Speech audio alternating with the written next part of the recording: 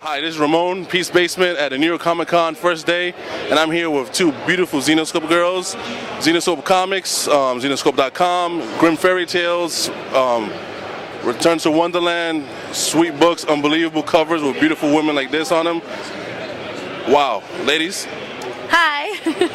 I'm Nicole. I'm Jessie. So what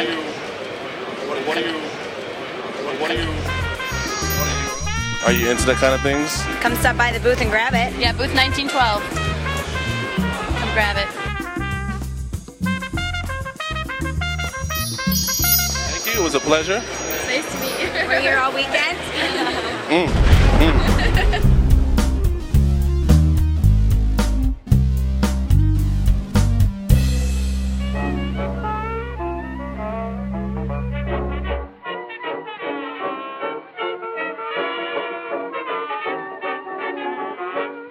What's up, guys? It's Pete again. We're interviewing Greg Pak, proud author of X-Men, Phoenix Endsong, and Phoenix Warsong, which I don't happen to have with me, and also the previous Hulk story that you might have been reading. You should have been. Besides signing those. Actually, of all the stuff that you've done for Marvel so far, which would you say might be the favorite story you've written? Do you have a favorite story? Favorite story? Probably Planet Hulk.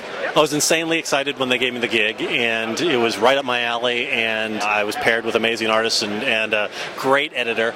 And you know, that's something that is really worth plugging. Editors play a huge role in this business and are kind of the unsung heroes, and having an editor that you really have a meeting of the minds with is solid gold. And Mark Ventimiglia was a great guy to work with on Planet Hulk, and has been a great guy to work with on World War Hulk and on many other books that I've done subsequently.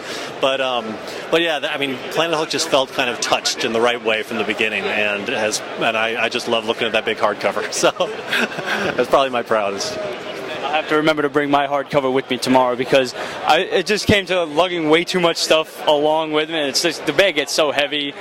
Actually, on the note of editors, do you think that some of them may have a little too much influence? Like if you write something and they don't like it and they tell you, no, you can't do that. Have you ever had that experience happen to you? Well, no. Editors' jobs are to help us tell the stories as well as we can, and just because we're genius writers doesn't mean we're always right. You know, I really enjoy working with editors, because even if when I get feedback, it hurts.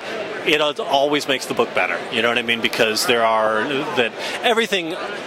everything always needs another draft. You know what I mean? Like the greatest thing ever always needs another draft.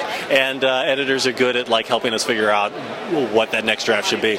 Editors also kind of need to keep their eye on the big picture, and they're looking at these characters in the long term, and you know they're protecting these characters for posterity in a way, and that's helpful. I'm joined by a familiar face from the Watchmen series, Rorschach. Rorschach, how you doing? As good as anyone can do nowadays. So, you seem pretty excited. It must be that Watchmen is finally getting a movie done. What do you think about that? A sick, disturbing tale of Groot, mutant people trying to work in this terrible world of intellectual, liberal, smooth talkers. I'm feeling very happy about it, sir. You know, I totally agree on everything you said. You should run for president someday. Now I'm here with Logan Parr, representative of Sega, and we're here to discuss the Iron Man, the movie video game.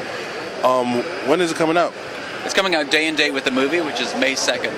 Oh, that's incredible. Well, first of all, we're really excited about the game. Working with Marvel has been an incredible experience. We follow the movie, but the game is only about a third of what you see in the movie. So then beyond that, we expand into the Marvel universe, especially the rich Iron Man universe. So we got a lot of fan treats for the Marvel fans, the Iron Man fans, to really expand into that and make it a great experience to really become the unstoppable Iron Man. Is it available for online play? There is no online play. This is a single-player experience. We really wanted to spend the time making a AAA single-player experience and then really tying it into what happens in the movie as well. And is it available for all consoles? It's available for all consoles. There is a variety of levels that take you from the Stark Industries in the very beginning, where Iron Man has been captured in Afghanistan, to when he escapes, to when he discovers that his new objective is. The game itself is probably about 8 to 10 hours, depending on your play style. Any hidden tricks, bonuses in there? There's a lot of treats for the fans of the Iron Man universe. So there's a lot of suits that you can unlock. So you can have more than just the Mark 1 and Mark 3 suits.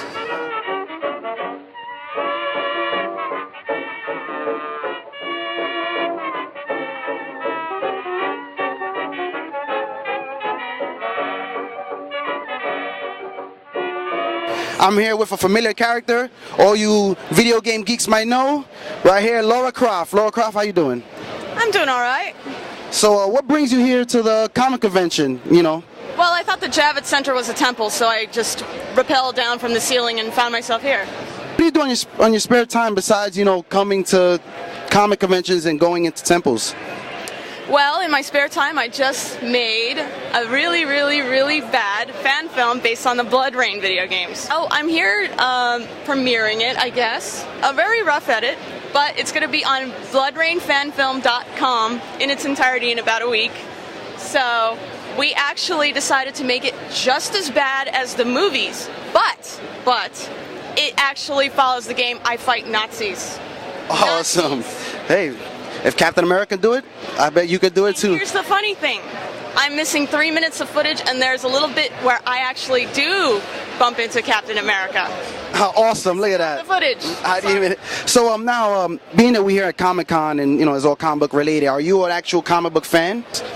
My favorite character of all time, and this is what got me into geekdom in the first place, was Lobo's Paramilitary Christmas Special. After that, I bought every single Lobo book ever made.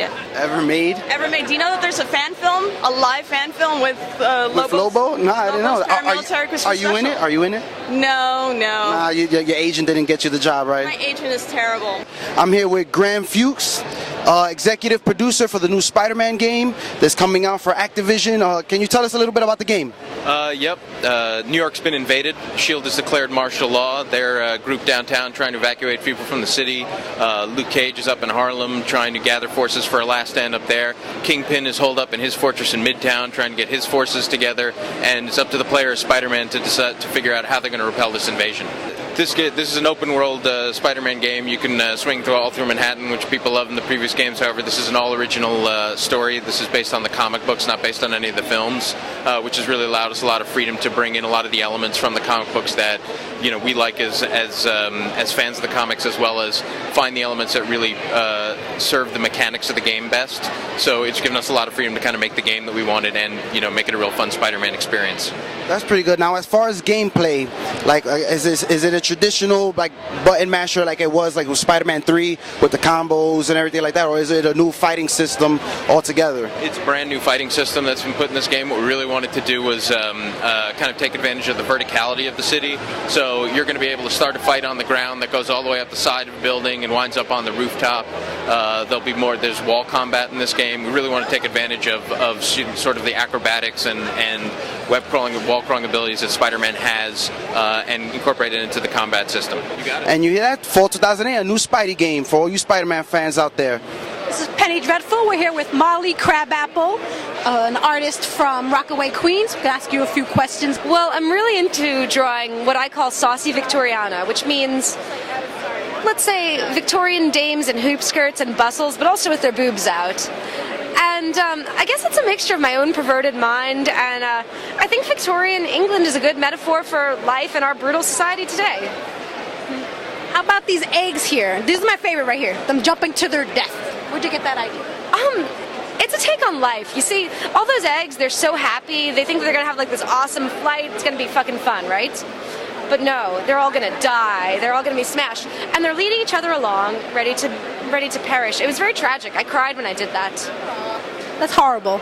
This comic is something that you only drew, or did you write this comic as well? I wrote it with my best friend, John Levitt, and I drew it with a lot of input from him. So it's really a collaboration with John. Awesome. And what kind of stuff do you sell? And do you sell them on your website, or what other projects do you have coming up?